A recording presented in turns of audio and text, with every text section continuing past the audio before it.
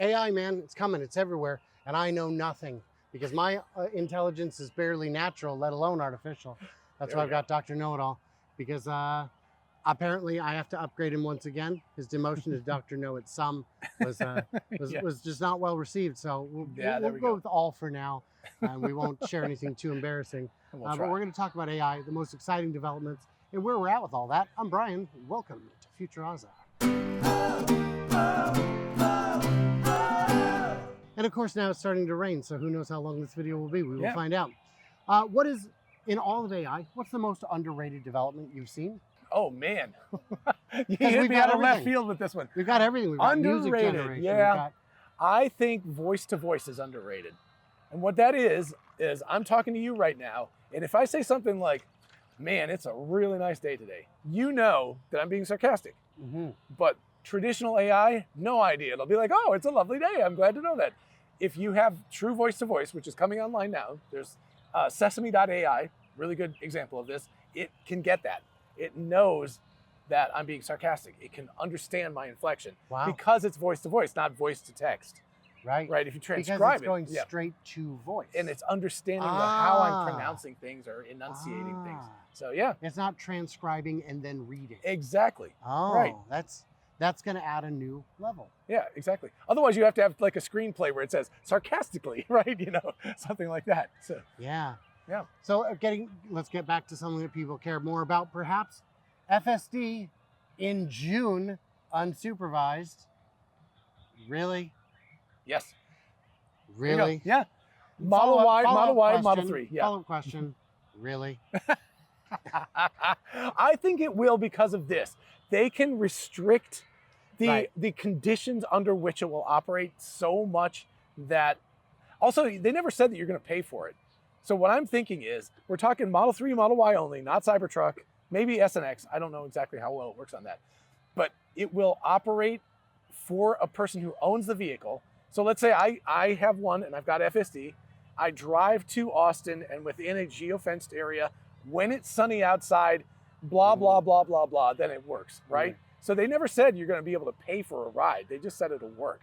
So I'm thinking they're going to baby step their way into this. And that's a pretty good baby step. I think that's okay. I think that's a pretty good baby step. Yeah. I would have said, what I would say is it'll be in-house only and it'll be robo-taxis only. Not cyber cabs necessarily, though there may be a few. Yeah. But it'll be cyber taxis, robo-taxis. Right. And so what I think it would be is there will be supervisors just for safety, for testing, for early testing. Well, that is another option, is that I don't think cyber cabs, because I think that that's, just like the Cybertruck, it takes a while to get the data to do it, right? So they're going to need that.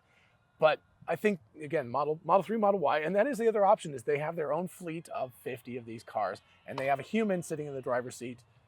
Just at the beginning, just like Waymo, Cruise, Waze. I put them together. Waymo and Cruise, etc. Yeah.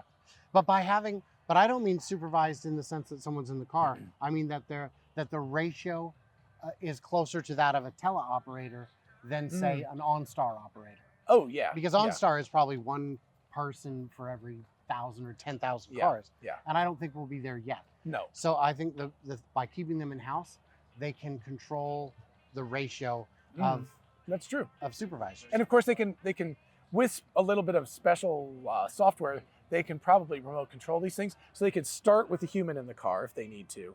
And then once they've got the data and they've proved the humans are just not interacting except once in 1,000 drives or something, then they can back the humans out to sitting in a data center somewhere with joysticks or whatever to get out of a bad situation, which is, again, what I believe that Waymo is doing now. They have somebody, right, but they can control 1,000 cars or 100 cars because it's just rare that you get a situation like that. I see a lot of people who say, oh, don't you understand, in China there's 10, 20, 50 companies that are doing better than Tesla today. And I say, you can't see behind the curtain. Yep. Exactly. You don't know how they're actually operating. Yeah, exactly. So, okay, pivoting back to AI more generally. We've got a doctor in the house. He's already told me to turn and cough, but no, he said, don't turn, just cough. Just cough. It's what he's into. I'm not here to judge. So the question is, what AI features will be ubiquitous in the home in 5 years? Oh, I think we just saw the little segue It's ancient technology at this point. I think 2017 or 2018. But it's a little dude that rides around, and it has a little camera, and it follows you like a puppy. And I mean, there's an immediate emotional connection to that. So I think that it may not even be full-size humanoid robots, but some sort of robo-pet. Yeah, it could be a dog. Dogs are easy now, right? The walking of dogs relative to two-legged creatures.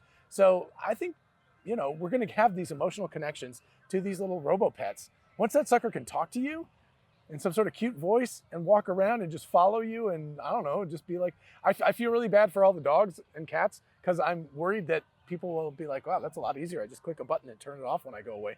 Yeah, when I go on vacation. Exactly. There's no bark and fly. Exactly. So. How will AI be involved in getting us to Mars? Well, I think because we're at best 20 light minutes away. Yes. Remote operation doesn't work. Yeah, not at all. Well, I don't think there is any going to Mars in any real way without AI, because we're going to have to send Optimi, or, you know, humanoid robots and dog robots and tractor trailer digger robots, you know, whatever it is. You name it. We're going to have a whole bunch of autonomous robots there, creating a space that's safe for humans. Now, yes, we can go there, spend a month, and come back. We can do that. But if we want to stay, we're going to have a bunch of autonomous stuff building this for us, because humans are just, you know, in spacesuits, we suck at, like, you're not going to be digging holes, you know, out there. And also the local, you know, 5 billion and 75 is not going to be pleased about, you know, the working conditions. So he numbered the union. Yeah, there we go. That's it. You have to make it that. It's got 5 billion and 75. A lot of zeros. That is crazy. Do you think Dojo chips are going to be able to catch up with or exceed NVIDIA? Oh, man, that is a tough one, because they really have been quiet about that lately. Quiet isn't bad. No, not necessarily. I've talked with chip designers who said, Dojo's not late. This is about a normal development cycle. Yeah. And Tesla, to their credit, has developed hardware 3, hardware 4, or AI 4, and their AI 5 is already done. It was done a year ago. They just have, you know, they're waiting to introduce it. And I assume AI 6 is probably pretty far along. So they've developed sophisticated chips. I mean, hardware 3 still runs really well, considering it was designed in like 2016, 2017. I mean, that's ancient. And it's still running cars today and doing a good job. So I think they have the chops. Dojo was incredibly ambitious because of the architecture, the hardware, and, and everything. It had a handful of things that had never been pushed anywhere near that extreme. So here's a question that drives me crazy. People are trying to rename my hardware 4 car AI 4. Yes. And there is, I guarantee you, no AI in this gosh darn car. It doesn't learn anything. It doesn't learn from me. It doesn't learn where my driveway is. What is the difference between AI in this context and hardware, or is it just branding? Oh, that's just branding. I just think hardware 4. It says it on the sticker. That's what I have. We decided. But I will say that I've complained about this all the time when I'm doing drives, just like you're saying, that the car, I'll be like, I drive every freaking day the same way, the same path, these kinds of things. There's my driveway. You know, learn it. So it's got to be able to figure this stuff out. It's going to have, right now it's got generalized memory. So I liken it to, like, if you go to a new city, like Chattanooga, I've only been here a couple of times. When I'm driving around, I have no idea where I'm going. So I'm an adequate driver because I can kind of generically figure out where I'm going. But I'm not super good because I don't know all the tricks. I don't know how to take the back roads when I need to, whatever. And I don't know where my driveway is, right? I have to look at the GPS to figure out where the hell I'm going. So and the day that we're going to get really, really good full self-driving is the day that you have a localized memory that's attached to the generic AI. And that's that local knowledge. It's the, like, oh yeah, here's the back way that I go to avoid this traffic and this light. Here's the lane I need to be into right now because it's 5 o'clock in the afternoon and it's rush hour and I need to make sure that I'm there. Here's my driveway, freaking, you know, that kind of stuff. That's the day that it'll be really, truly amazing because it'll be a local driver. So what is a neural net, and what neural net breakthroughs have we seen in the last 5 years? Oh, 5 years, goodness. So we've seen a lot of breakthroughs in the last 5 years. I think that we haven't seen a ton of breakthroughs in the last year or so. Neural networks are giant spreadsheets. That's all they are. They're just big matrices of numbers. And you multiply these numbers together in specific ways going through this stuff, and out pops an answer. So in comes a bunch of photons, or in comes a text request, you know, like why is the sky blue, or whatever, just anything generic as that. and that goes through and it gets multiplied billions of times, and out pops the word, the sky is blue because, rally scattering or whatever. Anyway, but it's that kind of a thing. And it sounds like macro data refinement. well, But, so are you. am I Are you severed? Brian W. and I'm John G? Yeah. That'd be cool. Yeah. I want my severed self having a nice. I just want my severed door to be the door to the bathroom, so that there's a whole me who thinks life is using the bathroom. And the other part of you never has to deal Never with has it. to deal with it. It's like, I don't even remember how. Could you imagine how awful your life would be every time you really had to go? It'd just be the worst thing in the world. Be the worst thing. Although you get the relief, so I guess Yeah, there's like, that. I feel better. I think I went to the bathroom. Looks like I punched myself in the face. We may have gotten a little off topic there. Yeah, I think we did.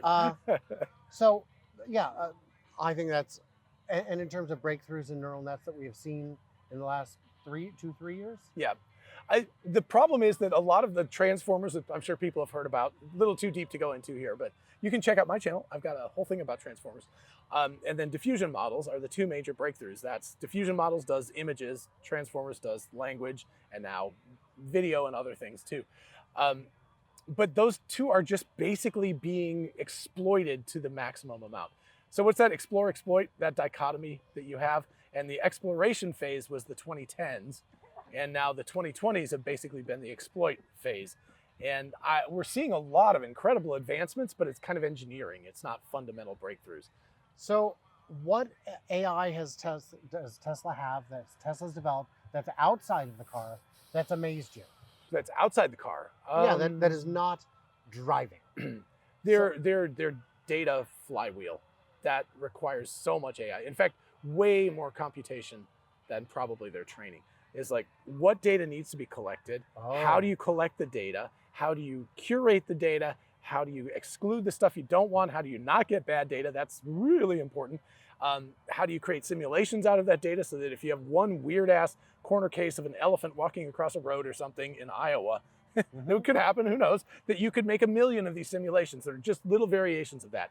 All of those things need to be done, and that all involves AI. The example I give is, as much training as Waymo has had, it's never seen a moose. Yeah, exactly. It doesn't operate in Right. moose country. Right. And I hope it'll just say, big deer. Yeah, exactly. But we don't know. We We won't know yet. We won't know yet. Yeah. Do you think all brands are going to solve autonomy?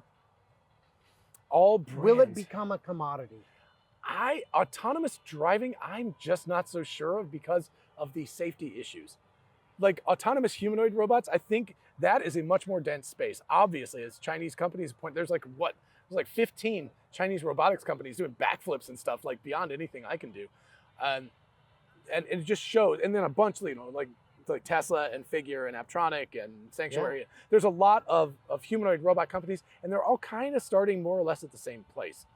And ones have advantages, other ones do. So I think in the humanoid space, I don't see, a year or two ago, I would have said Tesla has the biggest advantage. Right now, I'm not sure that they do, because I think it's a whole new ballgame. But in terms of autonomous driving, I don't think anybody's good. And you saw this. I don't think anyone's catching Tesla. You saw this in China when FSD went live in China, and everyone it blew their minds. And everyone was saying, "Oh, China's got just as good. They've got all these companies doing it."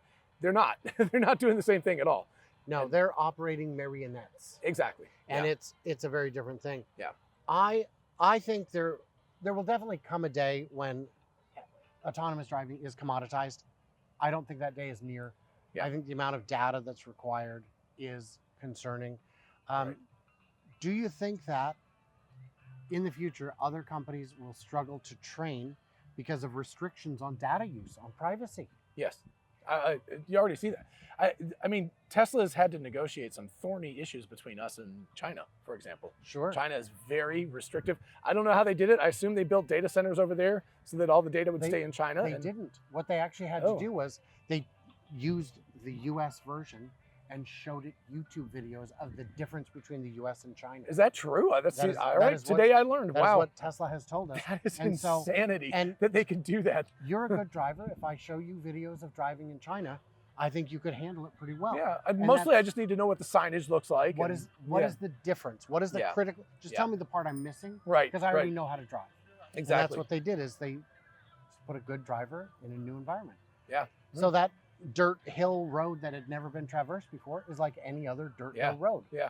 So Well, I mean, that's even more impressive, honestly, because that means that the solution that they've got is so generalizable that it's just like, it just works. It's churning butter is the example I make.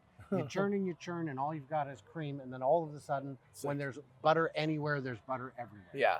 And It's like a little crystal, and it goes. Whoop. Yes. Yeah. So. Yes, it is super cooled water. We're getting off track again. Tom. It's a good analogy, though. Guys, what did we miss? What do we misunderstand? Leave it in the comments below. Check out Dr. Know It All. No shade on him today, but it is still raining ever so slightly. And of course, I'm wearing sunglasses. like, subscribe, and stay tuned. Stay juicy. I cannot wait to hear from you clever robots at the next big event.